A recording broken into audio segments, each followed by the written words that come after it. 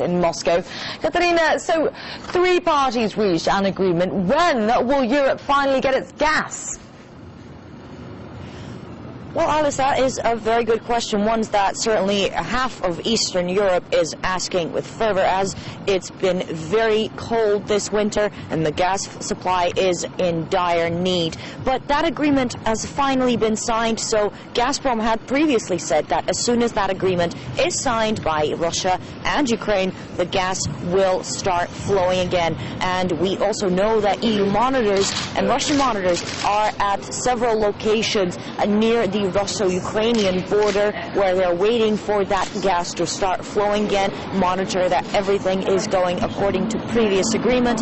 But it certainly took a lot of time to get to this stage, a lot of bickering between Russia and Ukraine, and finally an intervention from European officials who firstly said that they wouldn't like to get involved in something that is clearly an economical dispute between Moscow and Kiev, but finally with the intervention of the European Union, the gas flow could once again be resumed. Alexei Miller, the Gazprom CEO, said that that agreement is satisfactory and hopefully it will prevent any similar happenings in the future. Let's have a listen to what he had to say.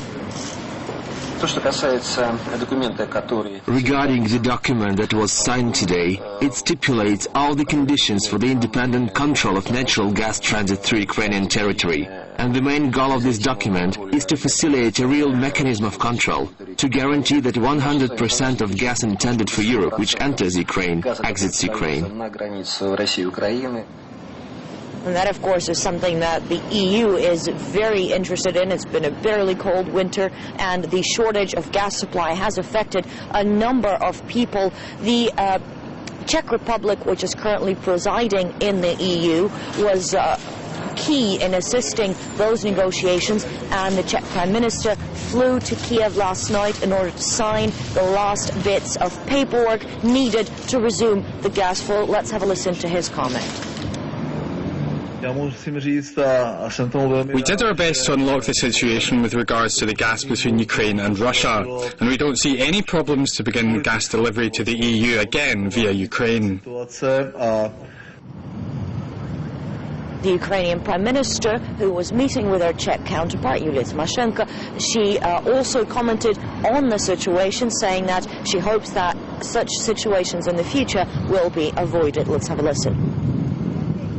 We have signed one more protocol that is like the one that we already signed in Brussels, but without Russia. Today we have signed an agreement to give access to EU monitors to visit all Ukrainian gas stations and exporting stations from the Russian side. So monitors will be present at the border sites and various other gas controlling stations through Ukraine at the Russian-Ukrainian border, and everybody hoping that those arrangements, along with the documents signed in Brussels, in Moscow and in Kiev, will help prevent the European customers of Gazprom from feeling the shortage. And they certainly have been. It's been a very cold winter, and many Eastern European countries were the first to suffer from the gas supply cutoff, as my colleague Anissa Nawi has been finding out. The EU said it wasn't going to get involved in this fuel feud, but a disputed contract between Russia and Ukraine has been freezing up the flow of gas. And this week proved too cold just to sit by and shiver. Ukraine is trying to be closer to the European Union, but of course, if Ukraine wants to be closer to the European Union, it should not create any problems when it comes to the supply of gas to the European Union. Earlier in the week, Russian and Ukrainian gas officials made their way to Brussels for talks. And after days of dialogue, EU representatives will now monitor the flow of gas through Ukraine, who Moscow accuses of stealing fuel, interrupting transport, and sabotaging Russia's reputation. We should try to use this opportunity to create a new European Union, Ukrainian and Russian cooperation so this doesn't happen, but actually will make the European Union and Russia co-partners in managing a difficult Ukrainian situation. Their economy needs both Russian and European Union cooperation. Both countries have been criticized by the European Union for letting it go this far. Homes are unheated, schools and businesses closed, and people are freezing because of the deadlock. But there are international charters which say despite any debate, transit countries are required to deliver gas.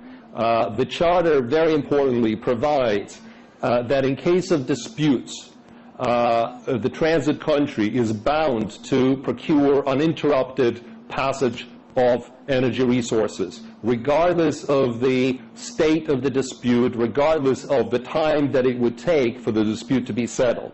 And that's another provision which is at the core of the charter that Ukraine appears to be disregarding.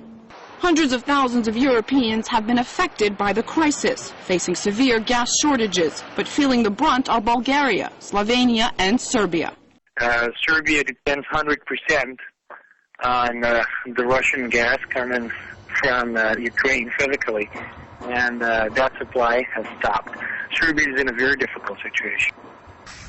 Also hit by the halt is Germany, which has tapped into its reserves, and Poland, which has boosted supplies through Belarus. And all this during a sub-zero cold spell across the continent. Even with a solution this time round, work will have to be done to assure the European Union Russian gas can be delivered reliably. And that might mean finding a new transport partner so that customers don't get left out in the cold next year. Anissa Nawe,